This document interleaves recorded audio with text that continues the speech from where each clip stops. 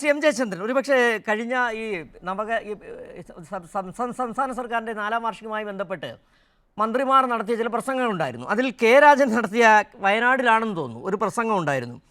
ഈ സംസ്ഥാനത്തെ പ്രതിപക്ഷം ആരോപണം ഉന്നയിക്കാതിരുന്ന ഒരു വിഷയമുണ്ട്. അതായത് സുനിത വില്യംസ് 9 മാസം ബഹിരാകാശത്ത് തങ്ങേണ്ടി വന്നു, അതിന് ഉത്തരവാദി പിണറായി ആണെന്ന് പറയാതിരുന്നത് വളരെ നല്ല കാര്യമെന്നാണ് കെ രാജൻ പറഞ്ഞത്. വളരെ രസകരമായൊരു പ്രസംഗമായിരുന്നു അത്.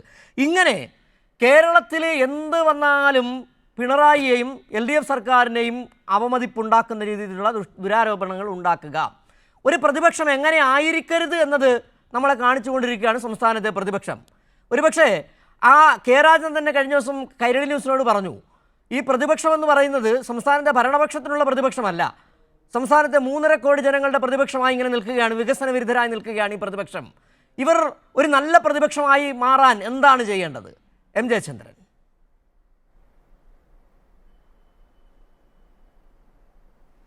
അല്ല, ഇവർ പ്രതിപക്ഷം നല്ലതായി മാറുന്നതിനെ സംബന്ധിച്ച് നമ്മൾ പറഞ്ഞു കൊടുത്തിട്ടോ ചർച്ച ചെയ്തിട്ടോ എന്താണ് സിജു പ്രയോജനം എന്നുള്ളത് കേരളം കണ്ടുകൊണ്ടിരിക്കുകയാണല്ലോ നിരന്തരം. ഏറ്റവും ഒടുവിലാണ് ഈ റോഡ് നിർമ്മാണത്തിലുണ്ടായ മണ്ണിടിച്ചിലിനെ സംബന്ധിച്ച് ഇപ്പോഴത്തെ പ്രതിപക്ഷ നേതാവും മുൻ പ്രതിപക്ഷ നേതാവും ചാനൽ ചർച്ചയിൽ പങ്കെടുക്കുന്ന കോൺഗ്രസിൻ്റെ പ്രതിനിധികളുമൊക്കെ ഉന്നയിച്ചുകൊണ്ടിരിക്കുന്ന വിതണ്ഡവാദങ്ങൾ എന്ന് പറയുമ്പോൾ സ്വന്തം പക്ഷത്തിനെ സംബന്ധിച്ച് ഒന്നും പറയാതിരിക്കുകയും മറുപക്ഷത്തിന് മേൽ അനാവശ്യമായ ആരോപണങ്ങൾ ഉന്നയിക്കുകയും ചെയ്യുക, അതാണല്ലോ വിതണ്ഡവാദം. ആ വിതണ്ഡവാദമാണ് ഇവിടെ അടക്കം ഇപ്പോഴും ഉന്നയിക്കപ്പെട്ടുകൊണ്ടിരിക്കുന്നത്. അതിൻ്റെ വസ്തുതകൾ പറയുക എന്നുള്ളതല്ലോ. അതിന് ഏറ്റവും വലിയ ഉദാഹരണം നമ്മൾ കഴിഞ്ഞ ദിവസം കണ്ടത് എന്താണ്?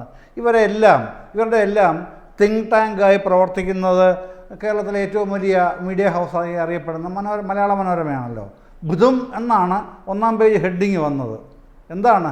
എത്രമേൽ പുച്ഛം നിറഞ്ഞ പരിഹാസം നിറഞ്ഞ ആക്ഷേപകരമായ പരാമർശമാണ് സംസ്ഥാന സർക്കാരിനെതിരെ ഈ വിഷയവുമായി ബന്ധപ്പെട്ട് ഉയർത്തിക്കൊണ്ടുവരാൻ ആ പത്രം ശ്രമിച്ചത്. ആ പത്രം ഉന്നയിച്ച വാദഗതികളെല്ലാം അപ്പാടെ വിഴുങ്ങി അത് വീണ്ടും നിരന്തരം പറഞ്ഞുകൊണ്ടിരിക്കുന്ന ഒരു പ്രതിപക്ഷത്തിനെയാണ് നമ്മൾ ഇന്നും കണ്ടുകൊണ്ടിരിക്കുന്നത്.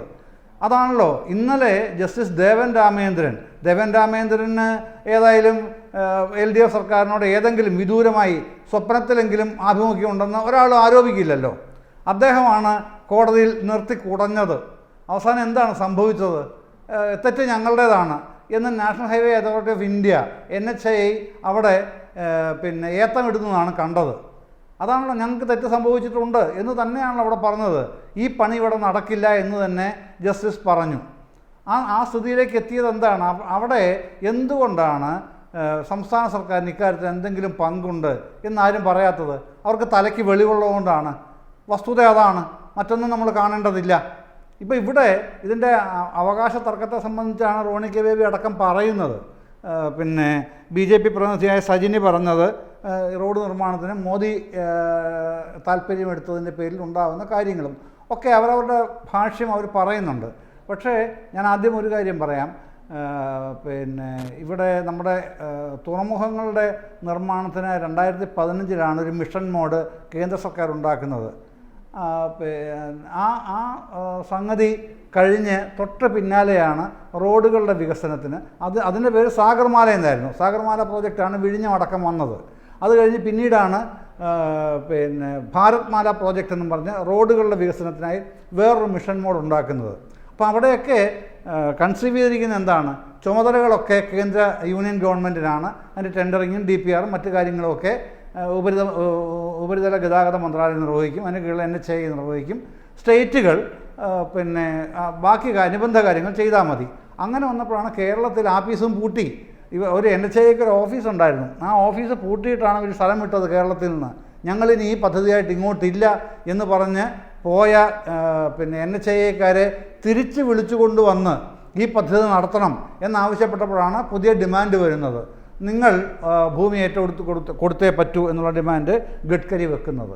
ആ വിരട്ടലിന് മുമ്പിൽ ഒരുപാട് ചർച്ചകൾ ചെയ്തു. അവസാനം ഞങ്ങളത് ഏറ്റെടുക്കുകയാണ് എന്ന് തന്നെ മുഖ്യമന്ത്രി ആദ്യം ഡൽഹിയിൽ പറഞ്ഞു, പിന്നെ കേരളത്തിൽ വന്ന് പറഞ്ഞു.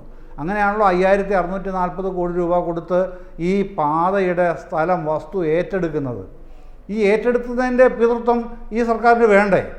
ആ വസ്തു ഏറ്റെടുത്ത് കൊടുത്തു എന്നുള്ള ആ നടപടിയുടെ ആ കർത്തവ്യം, അതിൻ്റെ ഉത്തരവാദിത്വം, പിതൃത്വം അത് ഈ സർക്കാരിന്, LDF സർക്കാരിനാണുള്ളത്. അതിൽ ആ റോഡിൻ്റെ പിതൃത്വമാണ് ഏറ്റെടുത്തിട്ടുള്ളത്. അതാണ് ഈ നിൽക്കാനൊരു പണിയാൻ്റെ തറ വേണമല്ലോ, സ്ഥലം വേണമല്ലോ റോഡ് പണിയാൻ.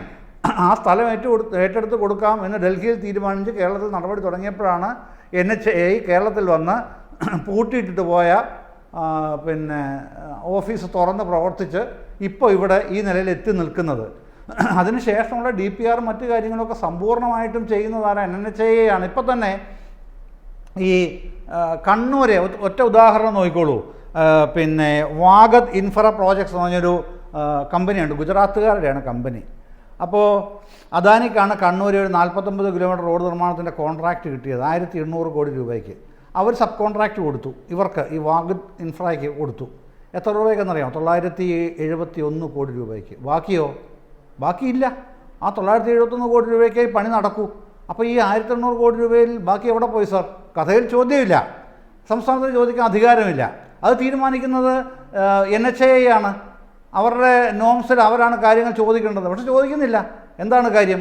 ആ പണം അദാനി കൺസ്ട്രക്ഷൻസിനാണ് അത് ബേസ് കോൺട്രാക്റ്റ് കിട്ടിയത്. അവർ സബ് കോൺട്രാക്റ്റാണ് വാഗത് ഇൻഫ്രയ്ക്ക് കൊടുത്തത്. അപ്പോൾ എവിടെ പോയി ആ പണം? കാര്യം ക്ലിയർ ആണല്ലോ. അതന്വേഷിക്കാൻ സംസ്ഥാനത്തിന് അധികാരമില്ല. പക്ഷെ നമ്മൾ പറയും ഇത് വസ്തുതയാണ്, ഇത് ആർക്കും പരിശോധിക്കാവുന്നതാണ്, ഒരു തർക്കവുമില്ലാതെ അറിയാൻ കഴിയുന്ന കാര്യവുമാണ്. അപ്പോൾ അത്തരം കാര്യങ്ങൾ വരുമ്പോഴത്തേക്ക് എന്താണ്? നിയമം എവിടെയാണ്? നിയമം അവിടെ തീരുമാനിക്കും. ആര്? പിന്നെ ഉപരിതല ഗതാഗത മന്ത്രാലയം തീരുമാനിക്കും. അവരുടെ കീഴിൽ NHAI തീരുമാനിച്ചോളൂ. പക്ഷേ കോടതി ഇന്നലെ ജസ്റ്റിസ് ദേവൻ ചോദിച്ചതുപോലെ ഉത്തരവാദിത്തോടെ പണിയണം, റോഡ് പണിയണം. അല്ലാതെ ഇട്ടിട്ട് പോകാനോ മണ്ണിടിഞ്ഞ് പ്രശ്നം ഉണ്ടാക്കി അത് മുഴുവനും പിണറായി സർക്കാരിൻ്റെ തലയിലേക്ക് എടുത്തു വെക്കാമെന്നുള്ള വ്യാമോഹമോ നടക്കില്ല.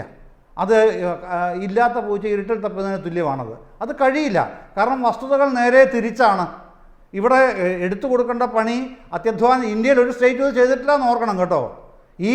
ഇത്രയും പണം മുടക്കി അടിസ്ഥാന സൗകര്യ വികസനത്തിന് വേണ്ടി ഇത്രയും കേരളത്തിൻ്റെ കഴുത്ത് ഞെരിക്കുകയാണ് ഇപ്പോഴും പല കാര്യങ്ങളിലും.